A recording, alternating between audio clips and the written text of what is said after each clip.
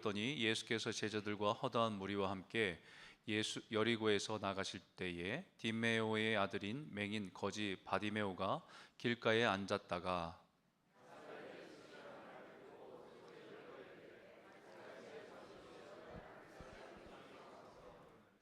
맹인이 겉옷을 많은 사람이 꾸짖어 잠잠하라 하되 그가 더욱 크게 소리질러 이르되 다윗의 자손이여 나를 불쌍히 여기소서 하는지라.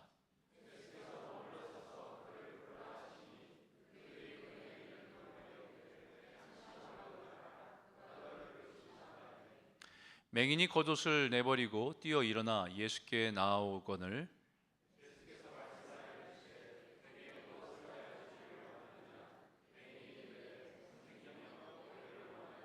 같이 읽겠습니다.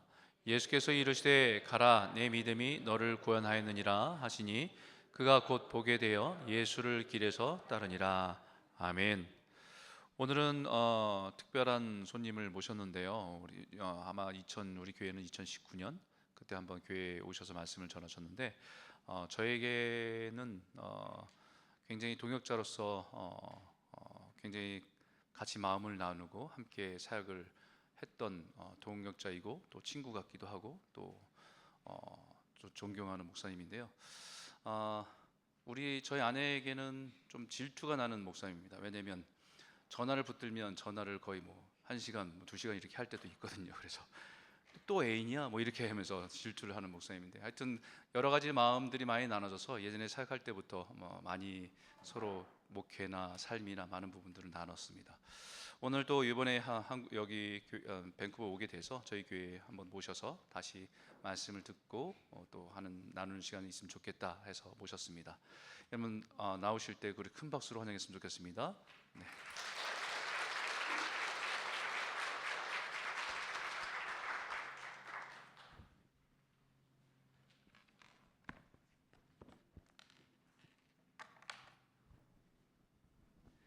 예, 제가 이 목사님의 애인 정재승 목사입니다. 사실 제가 총신대학을 다닐 때 저희 과 출신 선배님이 계신데 그 옆에 친구분으로 이렇게 있었습니다. 90년대 말에 총신대 신학생 같지 않은 복장과 외모와 저렇게 잘생기신 분이 이런 마음이 들 정도로 빛났던 우리 이 목사님이시고 또 늘 족구하시는 것으로 봐서 저분도 공부는 아닌가 보다 이렇게 제가 생각을 했던 적이 있습니다. 그게 벌써 30년 전이에요. 그러니까 30년 동안 이렇게 알고 지내는 그 은혜 속에서 또 이렇게 사석에서는 형님으로 오시는 이 목사님 교회에 와서 말씀을 전할 수 있는 은혜를 주신 하나님께 감사를 드리고 또 부족하지만 나누는 말씀이 우리 사랑하는 크로스 교회 모든 성도님들에게 심령에 신비에 새겨지는 그런 은혜가 있는 그런 주일 되었으면 참 좋겠습니다. 주께서 역사하실 줄로 믿습니다. 여러분 사람은 제가 생각하기에는 그렇습니다. 그러니까 능동적으로 여러분은 낮 시간에 내가 뭘 했다 이런 게 관심이 많으시겠지만 사실 애들이 클 때 보면은 다 밤에 자라요. 그러니까 인생은 능동보다는 수동으로 주어지는 것들이 훨씬 많은 것들을 결정해요. 성별도 그렇고 국적도 그렇고 외모도 그렇고 이 모든 것들은 우리가 택한 것이 아니에요. 거의 대부분이 수동의 은혜로서 결정지어지지 내가 뭘 했다라는 것은 사실 그렇게 인생의 많은 포션을 차지하지 않는데 우리는 늘 내가 뭐 한 것에 대해서 낮 시간에 대해서 많이 관심을 갖는 것 같습니다. 그러나 한 인생을 결정하는 것은 사실 능동의 시간보다는 수동의 시간이라는 것을 기억해 주셨으면 좋겠고 늘 심령의 가난함으로 주님 가까이 머무시는 저와 우리 크로스 한인교회 다 되시기를 온 마음 다하여 축복합니다. 그래서 여러분 만남도 사실 내가 주장해서 되는 것이 아니라 이렇게 저와 이 목사님을 만나게 해주신 하나님의 그 귀한 만남이 은혜라는 것, 저와 이 목사님의 만남이 은혜인 것처럼 이 목사님과 우리 크로스 한인교회의 이 성도님과의 만남도 은혜요 또 이 안에서 형제자매로 이렇게 만나게 되는 것도 어쩌면 내가 선택해서 교회를 정한 것 같고, 내가 오늘 주일도 내가 가고 싶어서 온 것 같으나 하나님이 불러주시지 않고 모아주시지 않으면 이 일이 일어나지 않는다는 것을 기억하면서 늘 주님의 은혜를 묵상하실 수 있는 저와 여러분이 다 되시기를 바랍니다. 오늘 본문은 여러분께서 잘 많이 아시는 본문 같아요. 그래서 뭐 다른 이야기 이렇게 기대하시기보다는 그동안에 들었던 복음과 예수님에 대해서 정리가 되는 시간이 됐으면 좋겠다라는 바람으로 이 말씀을 나눕니다. 우리 46절 한번 같이 읽어볼까요? 읽겠습니다. 시작.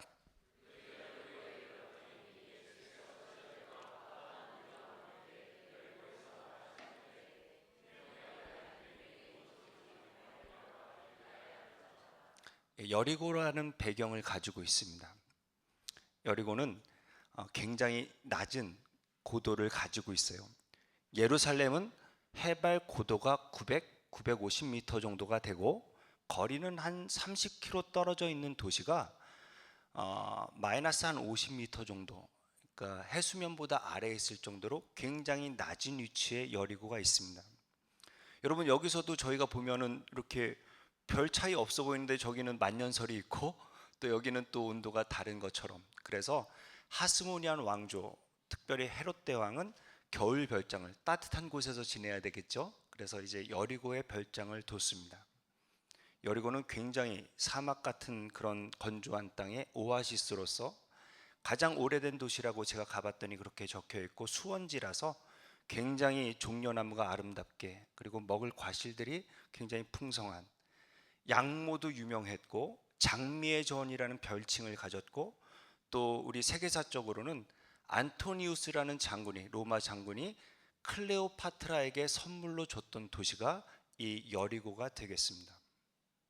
그러니까 여리고는 굉장히 아름답고 굉장히 부유했던 도시였다라고 여러분이 기억해 주시면 좋겠어요. 거기에 한 등장인물이 소개됩니다. 그 사람은 바디메오라는 사람인데요, 바는 누구누구로부터라는 뜻을 가지고 있어요. 그러니까 이쪽 동네에서는 바요나 시몬 이런 얘기를 들으신 적이 있잖아요. 시몬의 아들 요하나 할 때 누구누구의 아들이라는 뜻이 바라고 되어 있으니까, 이제 바디메오라는 사람은 어쩌면 본인의 어떤 이름의 정체성을 가지고 있기보다는 그 사람은 누구누구의 아들로서 인생을 살아갔던 사람이다 보시면 되겠습니다. 그러니까 아람어나 아랍어의 벤, 빈, 이게 다 아들이라는 뜻이에요. 유다 벤허 하면, 여러분 영화 보셨죠? 요즘에 설교를 들으려도 교양을 갖춰 주셔야 돼요. 유다 벤허 정도는 보셔야 되는데 우리는 다 베너 그래요.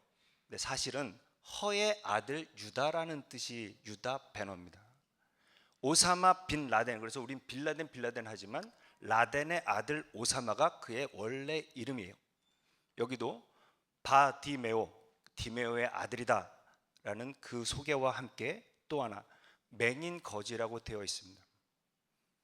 여러분, 맹인이라도 충분히 불행합니다. 거짓만 돼도 정말 더 할 나위 없이 불편하고 힘듭니다. 두 개가 결합되면 어떻게 될까요? 맹인 더하기 거지입니다. 이 사람은 여리고가 아름다우면 아름다울수록 불행합니다. 왜요? 맹인이에요. 보지를 못해. 이 사람은 여리고가 풍요로우면 풍요로울수록 더 비참합니다. 왜요?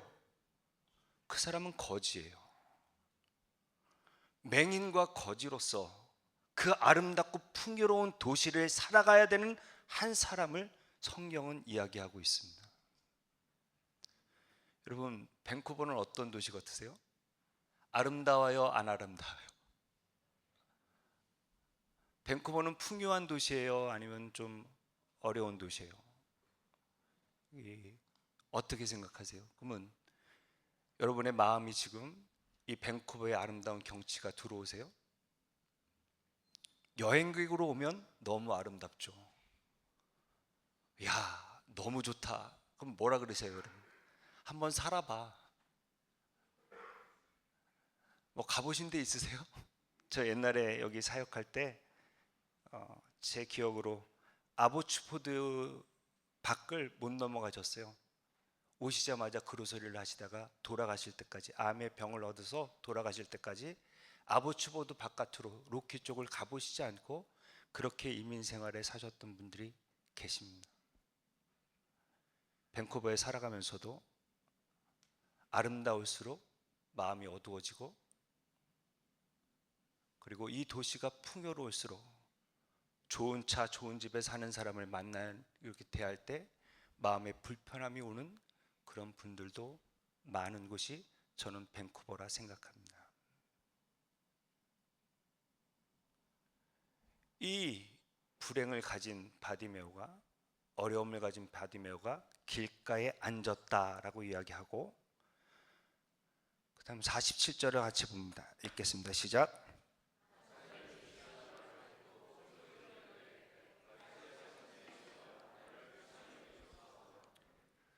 여러분, 보이지 못하는 사람이에요? 가장 발달하는 감각이 뭐예요? 청각이에요. 잘못 듣지 않았어요. 뭐라고 들었다고요? 나사렛 예수라고 들었어요. 나사렛은 여러분 우리나라로 말하면, 한반도로 말하면 신의주 같은 곳입니다. 그러니까 우리나라도 늘 북쪽에 강대국이 생기면 제일 먼저 짓밟혔던 곳이 신의주잖아요. 마찬가지로 이 이스라엘도 북쪽에 자꾸 큰 나라들이 생겼어요. 아시리아나 바벨론이나 이렇게 큰 나라가 생기면 제일 먼저 짓밟혔던 곳이 나사렛입니다. 선민 사상이 아주 뚜렷했던 유대인들은 그 전쟁통에 사생아를 낳고 피부색과 눈동자색이 달랐던 나사렛을 천시 여길 수밖에 없어서 이스라엘 전체에서 가장 사람들에게 천시받고 무시받는 곳이 어디냐? 그럼 나사렛이고, 예루살렘 경내에서 가장 없는 사람들, 또 가장 하층 계급들이라고 천시받았던 동네가 베단입니다. 그러니까 나사렛이라는 곳은 그렇게 이스라엘 보기에는 참으로 밑바닥이라고도 이야기하기 어려운 가장 비참한 곳이었다. 여러분, 이태원이라는 것도 원래 뭐 이렇게 찾아보면, AI에 찾아보면 원래 유래는 그렇습니다.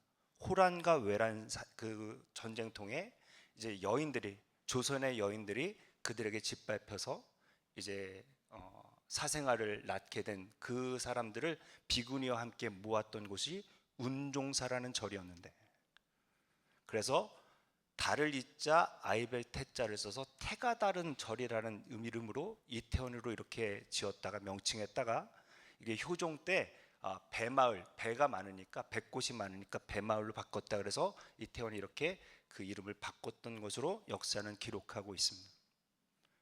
본인들이 나라를 못 지켰는데 이렇게 여인들을, 그렇게 짓밟힌 여인들을 하대했다, 천대했다처럼 나사렛도 그런 취급을 받던 곳이라면, 나사렛과 예수를 붙였다는 얘기는, 여러분 이 예수는 지금 선지자급이지 본인들이 기다린 메시아의 그런 개념으로는 그들이 이해하지 않았어요. 눈뜬 사람들이 예수님은 나사렛 예수, 그쪽 지역에서 이적과 기적을 많이 행하는 어떤 유행타는 인기몰이하고 있는 그런 선지자다라고 이야기하고, 나사렛 예수라고 사람들이, 눈뜬 사람들이 불렀고, 그것에 대해서 바디메오가 뭐라고 반응했어요?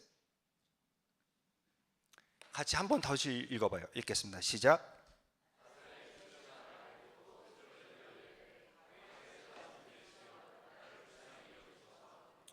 다윗의 자손 예수다. 그러면 여러분 마태복음에 보시면 아브라함과 다윗의 자손 예수 그리스도의 세계 계보다 이렇게 되어 있잖아요. 우리 한국 사람들은 다 압니다. 가방끈이 길다 그러면 무슨 소리예요? 진짜 그 사람 가방끈이 긴 거예요? 많이 배웠다는 사람이에요. 그렇죠? 간이 부었어, 간이 크다, 뭐 이런 얘기는 우리는 다 알아듣지만 이거 직역하면 어떻게 될까요? 이걸 누가 알아듣겠어요? 그래서 외국어는 관용구에 대한 공부는 반드시 필요하죠.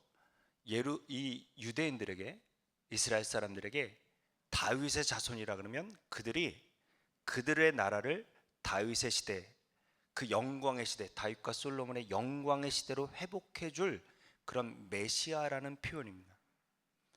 그러니까 눈뜬 사람은 나사렛 예수라고 고백을 하고 이 사람 예수를 불렀는데, 지금 보지 못하는 사람은 이 예수가 다윗의 자손 예수라는 그 분명한 신앙의 고백을 가지고 나를 불쌍히 여겨달라고 그가 주님 앞에 나오고 있습니다. 사랑하는 크로스 한인교회 성도 여러분, 예수를 4대 성인 정도로 알면 아무리 교회를 다녀도 아무런 역사도 일어나지 않습니다. 예수님이 나사렛 지역에 몫으로 살았다는 머리로 아는 예수로는 여러분 어떠한 생명도 시작되지 않습니다. 신앙생활을 20년, 30년을 해도 내가 정말 예수를 어떻게 고백하는가, 내가 나사렛 예수 정도로 아는가, 아니면 정말로 나를 죄에서 구원하신 메시아 구세주로 만나는가, 이거는 생명의 있음과 없음을 나누는 너무나 큰 복음의 핵심입니다. 우리 크로스 안인 교회 모든 성도님들이 예수를 인격적으로 만나는 은혜가 있기를 바랍니다. 진짜 예수를 고백할 수 있는 그런 은혜가 있기를 바랍니다. 한번 47절 다시 한번 읽어볼까요? 읽습니다. 시작.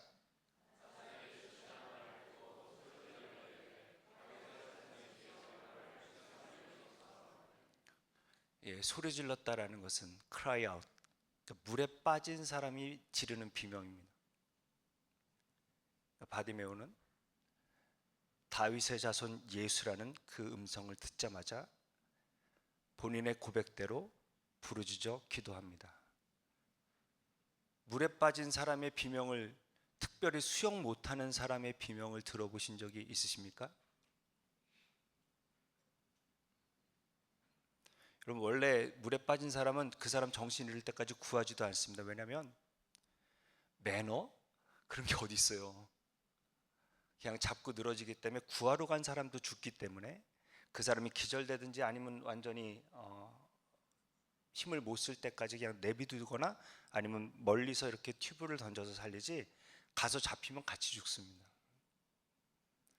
그러니까 그가 어떻게 부르짖었고 어떻게 불쌍히 여겨달라라고 소리를 질렀을지 여러분 한번 그 그림을 상상해 보세요.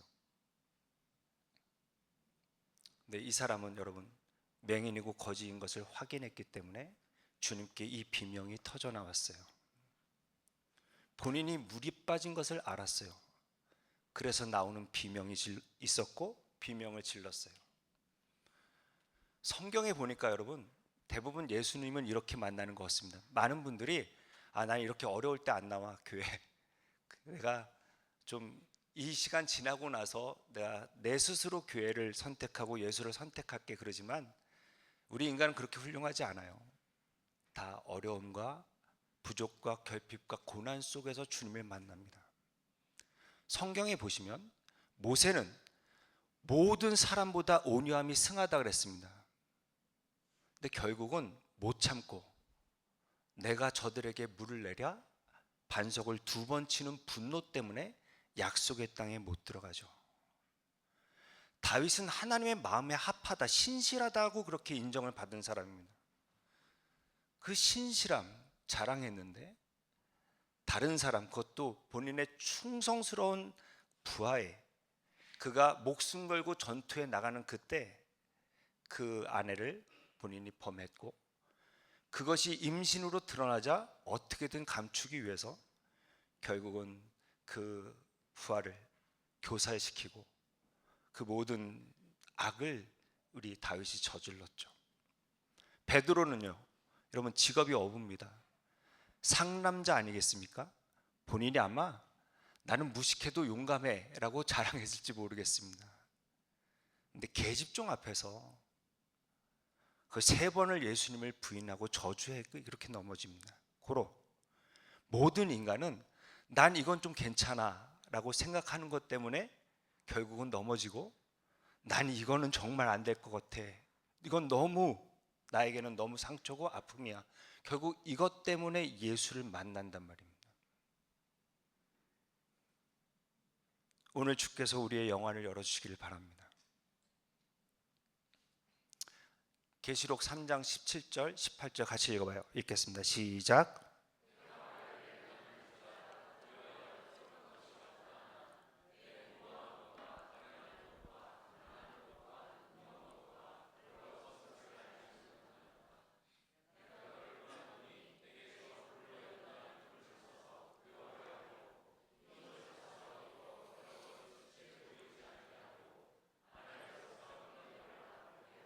아멘. 오늘 저와 여러분에게 성령 강림 주일이더라고요. 성령께서 임하셔서 내가 정말로 예수를 알고 만났는데 얼마나 내가 가난한가, 영적으로.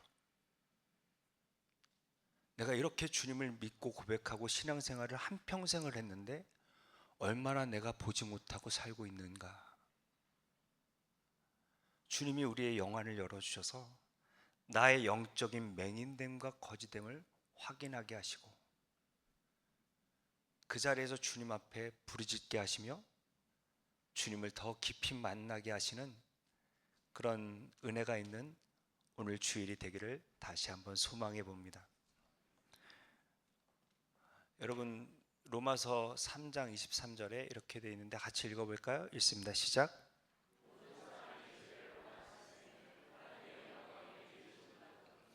죄가 뭐예요? 크로스하니 교회 성도 여러분, 죄가 뭐예요? 다 아시는데 정리가 필요해요. 죄는 생명이신 하나님과 분리된 것입니다. 뿌리가 잘려나간 거예요. 여러분, 부케를 어느 신부가 어저께 토요일 결혼하고 받았다고 치고, 그럼 그 부케는 어저께가 예쁠까요? 오늘이 예쁠까요? 대답을 해주셔야 설교가 빨리 끝나요. 오늘이 예쁠까요? 내일이 예쁠까요? 진짜 빨리 끝내시고 싶으신가 보다. 하나님과 생명이신 하나님과 분리됐어요. 그래서 우리 인간은 모두 다 썩어요. 그래서 부패했다 그러고 그것이 타락했다 그러고 그래서 철저히 무능했다라는 것이 그것이 죄입니다. 여러분, 사랑하는 사람에게는 반드시 인격 대 인격을 사랑하는 사이는 계명이라는 게 생깁니다. 여러분, 부모로서 자녀에게 계명이 있어요, 없어요? 우리 여기 아주 젊은 부부들이 많은 걸로 알고 있는데 어저께 수련회도 갔다 왔는데 나는 내 자식이 아무렇게나 해도 상관없는 우리 부모님 있으세요? 아니면 나는 아비로서, 나는 엄마로서 너에게 이거를 반드시 요구해가 생겨요, 안 생겨요? 남의 집 아들이 어떻게 살든 그게 무슨 상관이야? 내 아들, 내가 사랑하는 대상에게는 계명이 생겨요. 하나님은 선악과라는 계명을 주셔야만 했어요. 왜냐하면 형상 따라 지음받은 인간에게 사랑하기 때문에 계명이라는 게 생긴다고요. 저희 아버지는 저에게 정말 중요한 계명은 아침 6시에 우리 가정은 가정 예배를 드리기 때문에 너는 절대로 어디 가서 다른 곳에서 잘 수 없다라는 계명이 있으셨어요. 저는 자라면서 한 번도 다른 집에서 친구 집에서 잔 적이 없습니다. 너무 싫었어요. 제 평생의 소원이 독립이었습니다. 정말 아침 6시에 예배 드리는 거 장난 아니에요, 여러분. 어쩌다가 내가 이 집 구석에 태어나서 이렇게 아침마다 고생을 해야 되는가. 이게 너무 저는 힘들었어요. 저는 옛날에 한국교회에서 크리스마스 이브 때 새벽송이라고 이렇게 돈 기억 나시죠? 제가 남중 다녔는데 그날만 이렇게 합법적으로 자매들과 같이 이렇게 밤을 보내는 그 아름다운 날을 저는 한 번도 한 적이 없습니다. 아니, 교회인데 거기 교회야. 엄마 아빠 예수 믿는 다 내 친구들 다 부모님이 안수 집사님이고 장로님이야. 근데도 안 된대요. 친구들 집, 세원이 집에 제가 절친들 전부 다 그 집에 가도 저는 안 된답니다.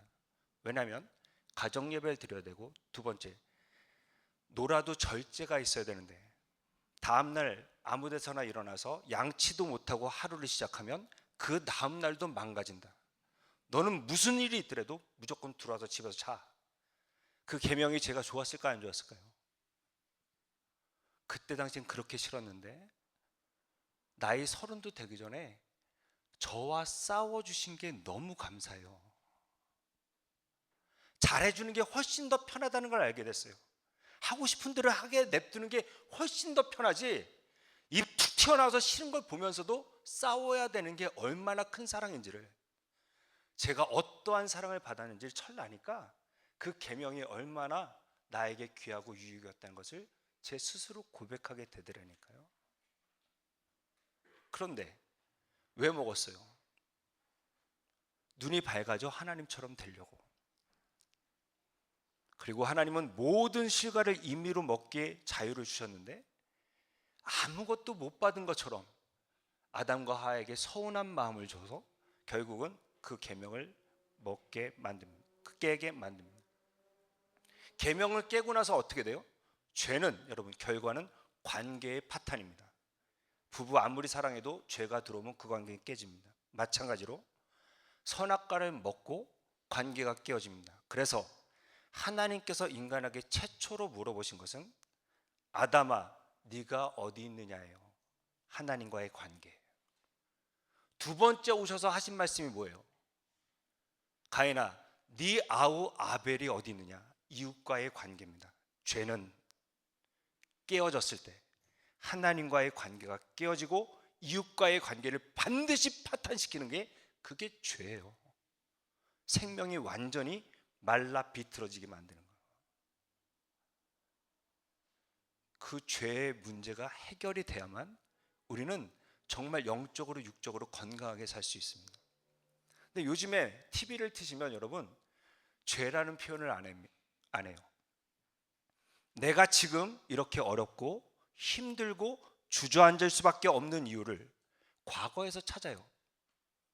그럼 여러분 제가 지금 한 50년 넘게 인생을 살았는데 제가 이렇게 주저앉을 수밖에 없는 이유를 과거에서 찾으면 몇 개가 나올까요? 아버지께 혼난 거 뭐 이런 저런 거 찾으면 지금 내가 주저앉아 있을 이유를 얼마나 많이 찾을 수 있을까요? 아, 내가 그때 사랑을 못 받았기 때문이구나. 내가 그때 너무 뭘 받았기 때문이구나. 위로는 될 수 있어요. 그러나 사람은 그렇게 근원적으로 고쳐지잖아요. 우리는 그 죄 문제를 해결하시는 예수를 만나야만 우리 인생이 회복되고 상처로부터 자유롭게 될 줄로 믿습니다. 예수가 나를 위하여 그 죄를, 그 결과를 다 담당하사 죽으셨기 때문에, 그리고 죽으실 뿐만 아니라 부활하셨기 때문에, 그 부활의 생명을 날마다 영속적으로 우리에게 나눠주시기 때문에 우리는 죄와 상처에 매여 있지 않는다는 것을, 그것이 진짜 복음이라는 것을 깨닫는 크로스교회, 교회 이름 너무 멋있어요. 안 그러세요 여러분? 복음의 핵심인데, 제가 광고를 보고 진짜 무릎을 탁 쳤던 광고가 그 KTNG 광고였습니다. KTNG가 무슨 회사인지 아세요? 한국담배인삼공사. 광고가 이렇더라고요. 담배로 상한 몸 인삼으로 회복하자. 그래서 저는 그 메시지가 너무 어떻게 이렇게 정체성을 정확하게 이렇게 피할할 수 있을까 했는데, 여러분 복음은 십자가입니다. 내가 해결할 수 있는 게 아니에요. 예수가 나를 위하여 죽으셨다는 것, 부활하셨다는 것. 그래서 여러분 복음은 당사자끼리 해결하는 것입니다. 만약에 형제님 이렇게 생각해 보세요. 내가 형제님께 진짜 큰 죄를 졌어. 씻을 수 없는 죄. 근데 제가 이 형제님께 잘해줬대. 제가 착하게 살았대요. 저 용서하실 거예요? 그러면서 나를 용서해달라 그러면 어이없지. 나와 형제님과의 관계와 계약이 있다면 여기서 해결이 돼야 되죠. 많은 사람이 착하게 살았으니까 자기는 천국 간대. 나는 저 사람에게 잘했으니까 나는 천국 간대. 아니요. 지금은 하나님과 우리와의 관계, 이 죄 때문에 우리가 해결을 해야 된다니까요. 하나님이 해결을 해주셔야 된다니까요. 하나님이 정하신 방법밖에는 우리가 구원받을 길이 없어요. 그래서 예수님은 인간과 하나님과의 계약이기 때문에 예수님은 인간으로 이 땅에 오셔야만 했어요. 그래서 우리는 사도신경에 동정녀 마리아에게 본인의 죄 갖고 태어났으면 지죄 때문에 죽어야지 남을 용서할 수 없으니까 완전히 죄로부터 자유로운 동정녀 마리아에게 태어나셨고, 그 다음에 죄 문제를 해결하고 죽으시고 끝나면 이게 또 아무것도 아니니까 이제 영속적으로 우리에게 부활의 생명을 나눠주시기 위하여 장사된 지 사흘 만에 죽은 자 가운데서 다시 살아나셨다는 고백으로서 주님이 나의 구주시구나는 고백을 하는 것이, 그것이 성도라 이름하는 사람들입니다. 그런데 지금 이 포스트 모더니즘 시대에 목사님이 오른쪽 하면 여기고 내가 왼쪽 하면 이쪽이에요. 목사님은 목사님이 오르신 대로 생각하신 대로 사시고 나는 나 좋은 대로 살게요 라고 할 수 있는 시대가 되었습니다. 역시 여러분 혹시 연날리기 해보신 적 있으세요? 저는 연날리기도 참 잘해요. 참 못하는 게 없다는 게 저의 가장 큰 약점 같아요. 제가 이 목사님을 왜 친한지 아시겠죠? 연을 날리면 정말 눈에 안 보일 정도로 높이 날아가요. 그죠? 이 연줄을 끊으면 저 연이 자유롭게 훨훨 날아갈까요? 아니면 그대로 땅에 처박힐까요? 여러분, 세상이 이렇게 어려워지는 것입니다. 사탄은 속여요. 이 계명의 줄을 끊고 자유롭게 날아다녀. 하고 싶은 대로 살아. 여러분, 계명이 끊기고 계명으로부터 벗어나면 우리는 자유를 누리는 게 아니라 비참해집니다. 가정이 망가지고 인간이 망가지고 여러분 다 깨어지는 거예요. 그 비참한 곳에서 우리를 값주고 핏값으로 사셔서 이렇게 하나님을 아버지라 부를 수 있게 해주시니까 우리 예수시라는 것을 우리가 감사하며 찬송하는 것이 마땅한 줄로 믿습니다. 하나님의 영광에 이르지 못했다, 하나님의 기준에 맞추지 못하다는 것이죠. 한번 넘겨주실까요? 이게 안 넘어가는데 혹시 방송팀 예. 죄의 싹은 사망이고 하나님의 은사는 그리스도 예수 안에 있는 우리 주 안에 있는 영생이다. 죄는 이렇게 사망이고 영생은 또 뭘까요? 저희 교회 영커플들은 이렇게 얘기하더라고요. 목사님, 영원히 제가 천국에 가면 영원히 찬양해야 되나요? 영원히 예배해야 되나요? 살짝 지겨울 것 같아요. 그러니까 요즘 세대는 새로운 것에는 정말 눈이 번쩍 띄는데 영원하다는 것에 대해서 관심이 별로 없어요. 그리고 영생은 천국 가서 누리는 거라고 생각하시지만 영생은 주님을 아는 것입니다. 그리고 아까 죄는 생명이신 하나님과 분리됐다는 것이고, 죽음은 신학적 정의로 죽으면 여러분 영과 육이 분리됩니다.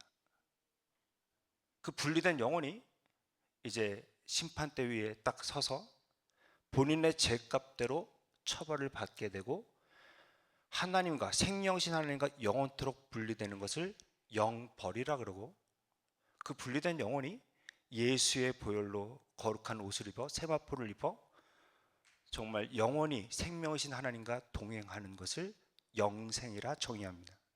그러니까 죄가 뭔지, 영생이 뭔지, 영벌이 뭔지를 딱 정리하시고 이 영생으로 들어가 주님을 누리는, 하나님을 아버지라 누리는 관계로 들어왔다는 것, 하나님과 원수된 자에서 아버지라 부를 수 있다는 그 자리로 들어왔다는 것이 얼마나 큰 기쁜 소식인지를 늘 기억하실 수 있는 저와 여러분이 되기를 바랍니다. 요한복음 1장 12절을 읽습니다. 시작.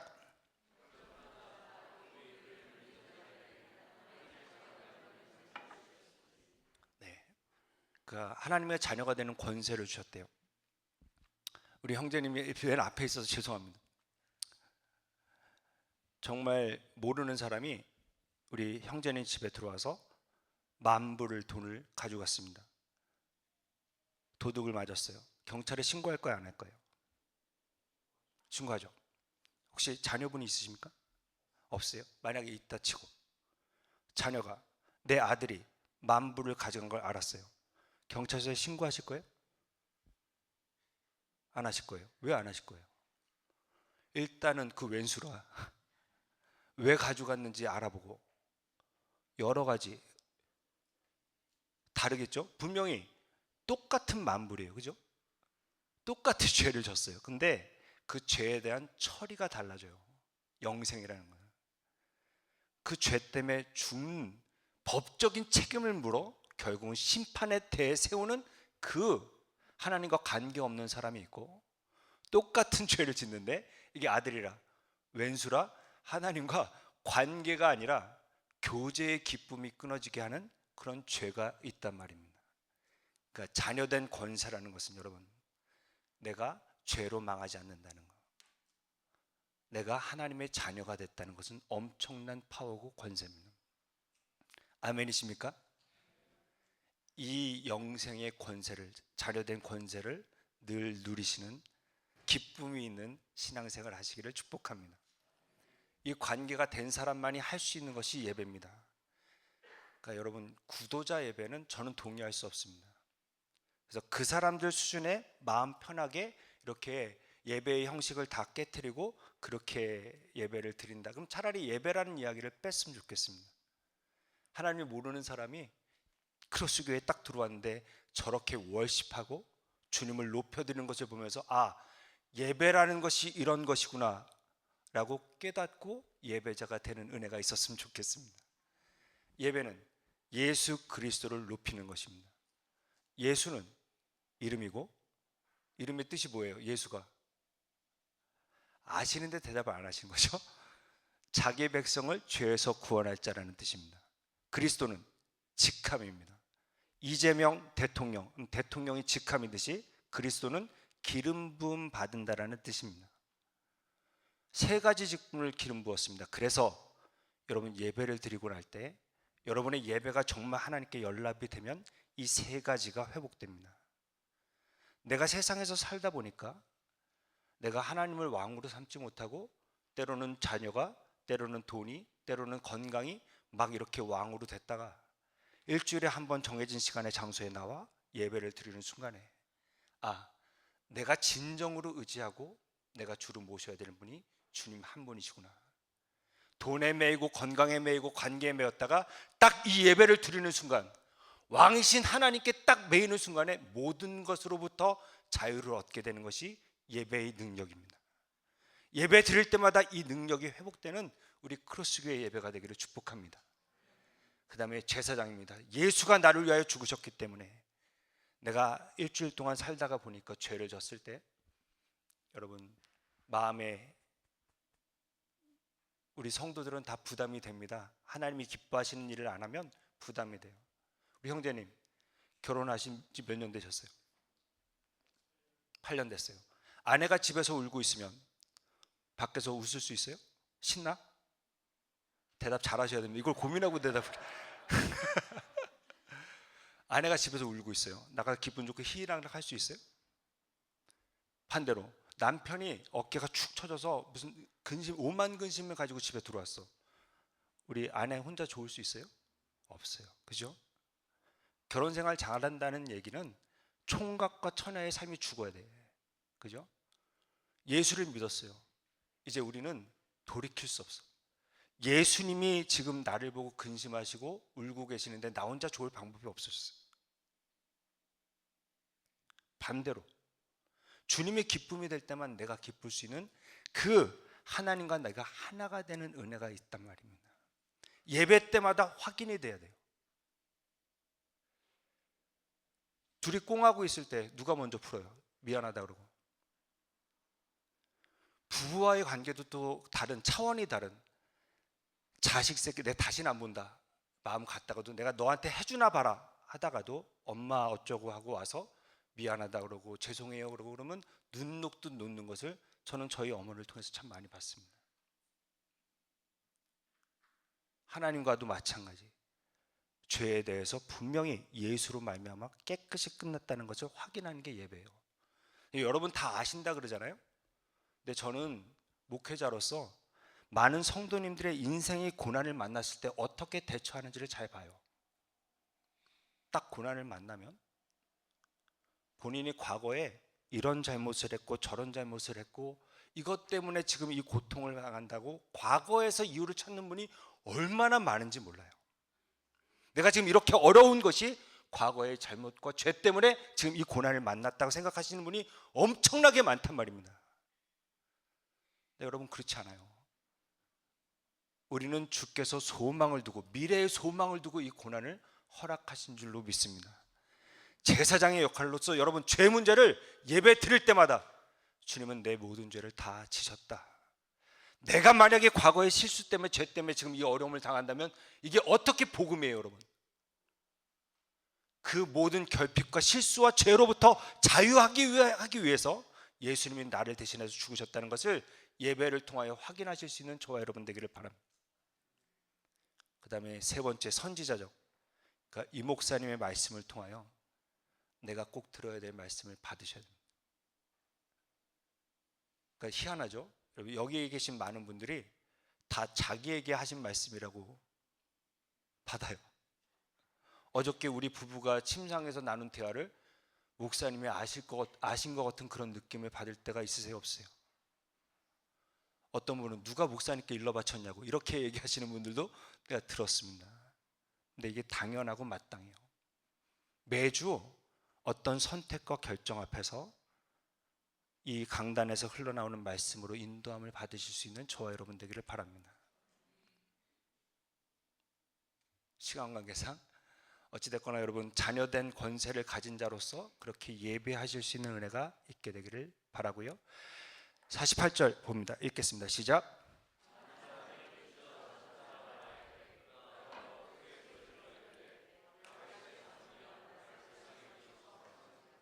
여러분 이 맹인 거지가 주님께 소리질러 이렇게 뛰어나오면 어떻게 해야 될까요? 제자들은 좀 예수님께 인도해 주면 얼마나 좋아. 안 그래요. 지금 꾸짖어 잠잠하라 돼 있는데 원어로 보면 입 닥쳐라고 되어 있습니다. 사람들의 외모에 따라서 이렇게 반응하는 것 같습니다. 옛날에 제가 밴쿠버에서 사역할 때 새벽에 이렇게 부르짖어 눈물로 기도하시는 여성도가 있었습니다. 어느 날 안 나와요. 신방 전화를 했는데 어떤 분이 옆에 쪽지를 놔두고 가셨답니다. 새벽에는 좀 조용히 기도할 수 있도록 남들 다 간 다음에 그렇게 소리내서 기도하라고 이렇게 포스트잇에 적혀서 이걸 보고 그 다음부터 그 성도님이 새벽 기도 자리에 나오시지 않았어요. 기도가 안 된대. 여러분 기도의 목적이 여러분이 기도 잘 되는 거예요? 하나님의 응답이에요. 내가 기도가 좀 안 돼도 하나님 저 여인이 저렇게 눈물로 주님 앞에 부르짖는데 어떤 원통함과 어떤 어려움이 있는지 모르지만 하나님 저 성도의 기도를 좀 들어주세요 하고 오면 하나님은 여러분이 못하신 기도에 전혀 반응을 못하시는 그런 분인가요? 내가 기도가 잘 됐다는 게 무슨 말일까요? 저분은 기도를 참 잘하는 것 같아. 청산유수처럼 그렇게 기도하면 하나님이 다 들으시나요? 그 기도하는 중심을 보실까요? 여러분 기도 안 돼도 상관없어요. 정말 하나님께서 우리의 중심을 보시고 응답하실 수 있도록. 저는 이렇게 생각합니다. 내가 어떤 기도를 어떻게 잘하는 것보다 하나님의 관심은 기도하고 구하는 네가 내 앞에서 누구냐가 훨씬 더 중요한 것 같습니다. 그것이 된 사람은 무엇을 구하든지 다 응답하신다고 약속하셨으니까요. 어찌됐거나 혹시라도 교회에 오셨는데 이런저런 사단의 시험과 방해가 있다면 여러분 더 주님을 붙드실 수 있는 은혜가 있기를 바랍니다. 그래서 더욱 크게 소리를 질렀다. 다윗의 자손이여 나를 불쌍히 여기소서 이렇게 주님께 더 나아갑니다. 49절입니다. 읽습니다. 시작.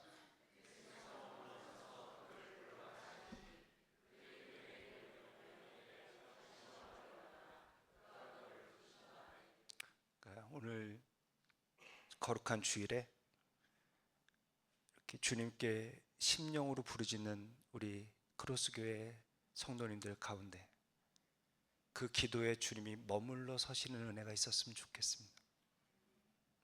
괜찮은 척하지 마세요. 옆에 있는 사람이 내 기도를 들으면 어떡하나, 그것도 두 번째예요. 하나님, 제가 물에 빠졌습니다. 하나님, 지금 저를 도와주십시오 라고 주님 앞에 부르짖어 기도할 때 주님이 머물러 서시는 은혜가 모든 심령 가운데 있게 되기를 바랍니다. 50절 읽어볼까요? 시작.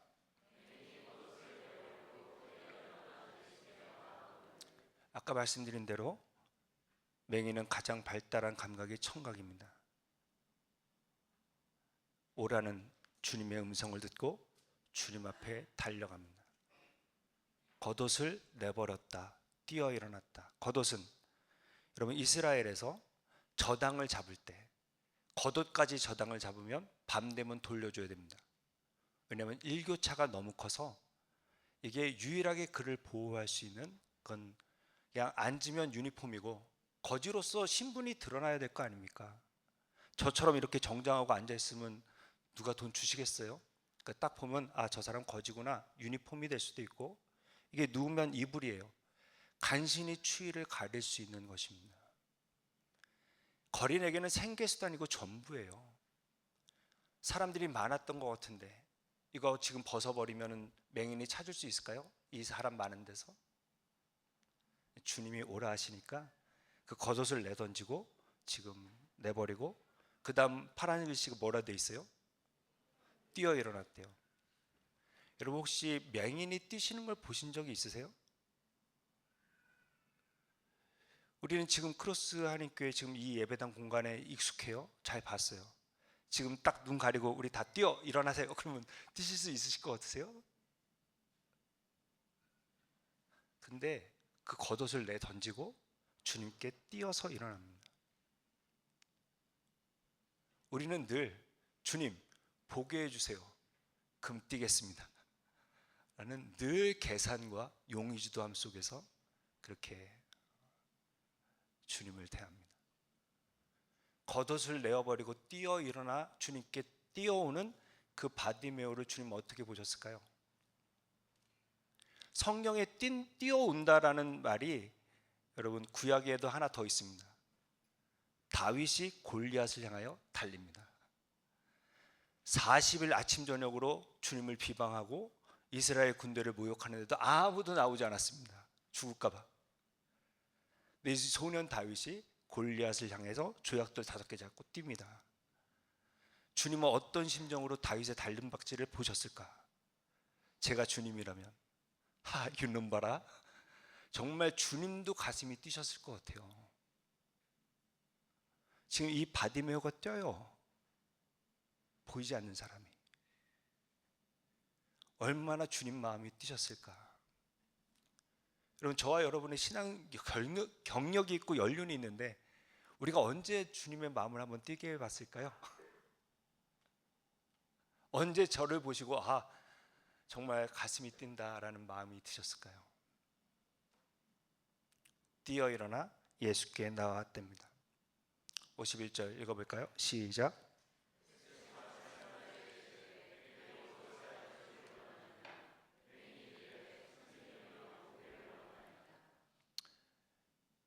맹인 거지가 입에 붙은 말이 뭘까요?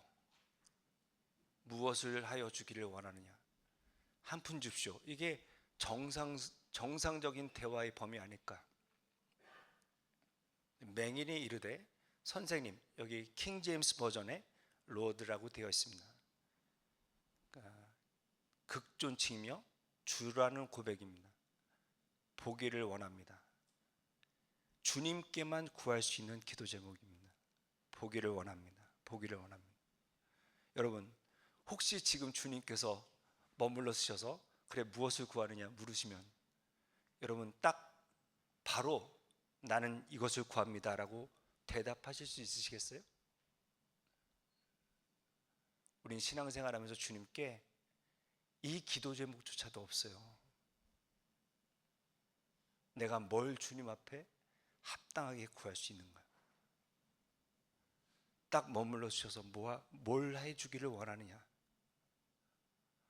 잠깐만요, 주님. 돈이 있어야 되나? 신앙생활 하면서 정말 주님 앞에 주님을 주님답게 만들 수 있는 그 기도 제목 하나씩은 다 가지고 사실 수 있는 저와 여러분이 다 되시기를 바랍니다. 결론입니다. 같이 읽어봐요. 시작.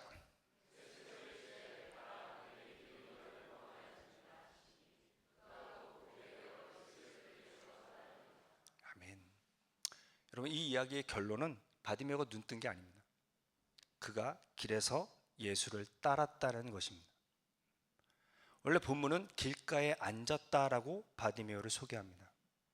그러나 그가 예수를 만나고 예수를 그 길에 주저앉았던 인생 속에서 일어나 예수를 따랐다는 것이 이 이야기의 결론입니다. 여러분, 예수님이 처음 제자들을 풀타임으로 부르실 때 그때도 결론은 배와 가족을 버려두고 예수를 따르는 게 그 스토리의 결론이지, 뭐 말씀에 순종해서 그물이 찢어질 정도로 고기가 많이 잡혔다라는 기적이 그 본문의 포커싱이 아니라는 말씀입니다. 그러니까 이 바디메오의 스토리의 결론이 뭐다? 주저앉았던 사람이 예수를 만나 영안이 열려 예수를 길에서 쫓았다는 것. 예수를 쫓고 나서 그에게 가장 많이 마음에 부담이 됐던 사람들은 어떤 사람일까요? 어떤 사람 같아요? 맹인 아닐까요? 거지들 아닐까요? 왜냐하면 그 마음을 누구보다도 더 잘 아니까. 몇 년 전에 제가 이제 캐나다에 아버지를 뵈러 1년에 한 번씩 이렇게 옵니다. 몇 년 전에 비행기표 다 끊어놓고 이제 캐나다로 올라 그러는데 이제 대기 제가 사랑했던 성도님이 교회를 떠나신다라는 이야기를 들었습니다. 또 제가 암의 히스토리가 있어서 이제 몇 개월마다 이렇게 피 검사를 하는데 암이 재발된 것 같다라는 이야기를 들었어요.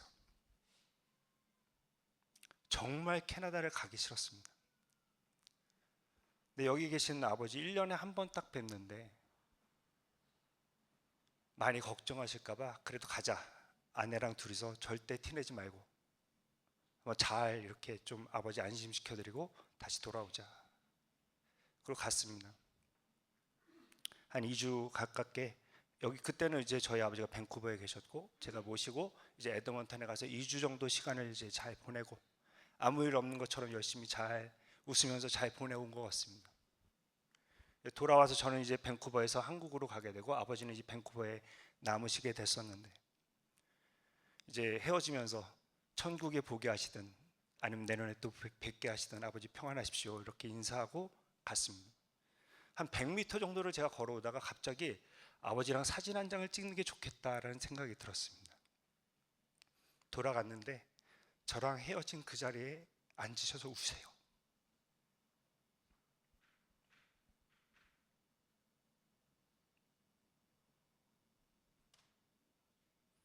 사진을 찍으러 갔다가 또 아버지랑 허그하고 같이 울고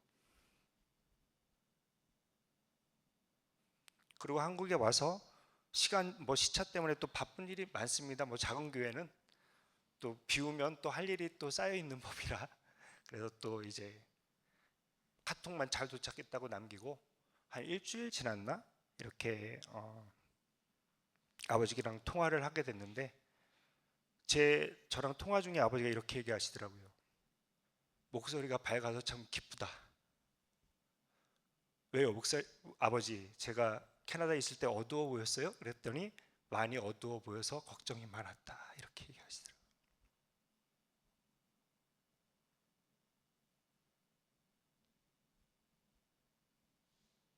하나님은 모르실까요? 부모도 자식이 부모 못 속여요, 여러분. 모르는 척 해주시는 것이. 낳고 길었는데 그걸 모르겠어요. 하나님은 우리를 모르실까요? 내가 꼭 얘기를 해야만 알 것 같아. 좋은 게 뭐예요? 굳이 인간에게처럼 설명하지 않아도 우리 주님은 다 아신다니까요. 내 마음을 갈라서 보여주고 싶은 그때에 우리 주님은 말하지 않아도 아신다니까요. 그래서 참 주님이 좋아요. 맹인 그지를 지나치지 않으시는 분이 우리 주님이시라는 것.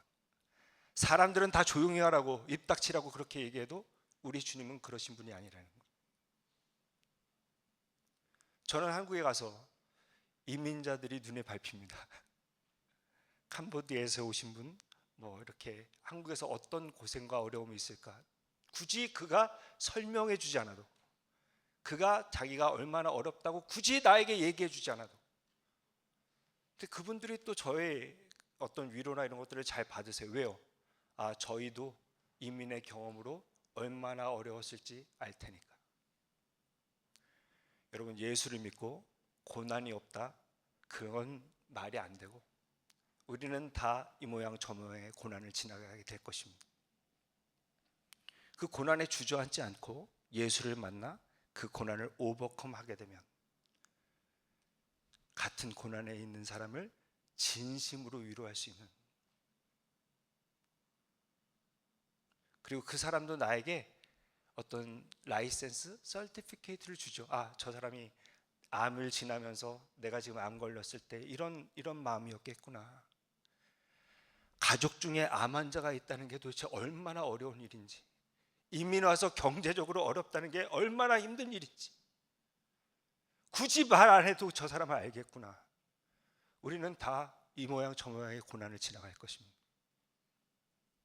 부디 크로스 안인 교회 여러분, 그 고난에 주저앉지 마시고 매주 예배를 통하여 예수를 만나셔서 일어나 예수를 좇는 가운데 나와 동일한 아픔과 고통 중에 있는 사람들을 진심으로 위로할 수 있는 그런 신앙생활의 기쁨과 감격을 누리실 수 있는 그런 크로스 안인 교회가 다 되시기를 바랍니다. 이 교회가 십자가가 중심이 되기를, 이 교회가 주님이 맡기신 십자가를 지고 예수를 좇는 교회가 되기를, 이 교회가 그 거룩하고 영광스러운 십자가를 전하는 교회가 되기를 조국에서 기도하겠습니다. 저는 늘 우리 이 목사님과 많은 대화와 또 그 속에서 얼마나 많은 것들을 배우는지 모릅니다. 요즘에 이 목사님과 통화하면 제가 기쁩니다. 목회에 기쁨이 있으신 것 같아서. 그리고 저도 또 그 도전을 받고 한국에 가서 열심히 목회를 할 예정입니다. 여러분들 생각나실 때 좀 많이 기도해 주시기를 부탁드립니다. 기도하겠습니다. 우리 같이 마음을 합심해서, 시간이 좀 많이 갔는데 제가 또 언제 오겠어요? 2019년에 왔다가 이제 8년 만에 왔는데 또 다음 7년을 계약하면서 오늘 설교가 좀 길었던 것 같습니다.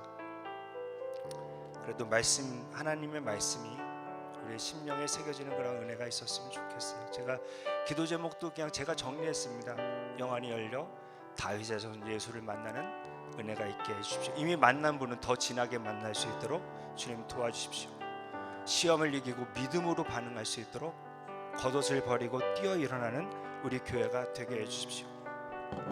주저앉았던 영혼들이 예수를 따르는 기적을 우리가 다 같이 볼 수 있도록, 그리고 여러분, 이민자로서 이 땅을 살아가면서 서로를 긍휼히 여기는, 저도 내 마음 같겠지. 제가 밴쿠버에 한국에 있을 때 시차 안 맞는 새벽에 전화가 오면 가슴이 덜컥 내려앉아요. 여러분들 다 그러실 거 아닙니까? 정말 주님 안에서 서로를 긍휼히 여기는 아름다운 공동체가 섰으면 좋겠습니다. 우리 다 같이 들은 말씀을 신비에 새기면서 성령님 역사해 주십시오. 은혜 주십시오. 오늘 이 말씀이 우리의 공동체 가운데 하나님이 주시는 샘물과 같은 말씀이 될 수 있도록 30배, 60배, 100배의 결실이 하나님의 나라가 임할 수 있도록 아버지 역사해 주십시오. 우리 다 같이 함께 통성으로 조금은 소리내서 부르짖어 기도했으면 좋겠습니다. 함께 기도합니다. 하나님 감사합니다. 우리 사랑하는 크로스 교회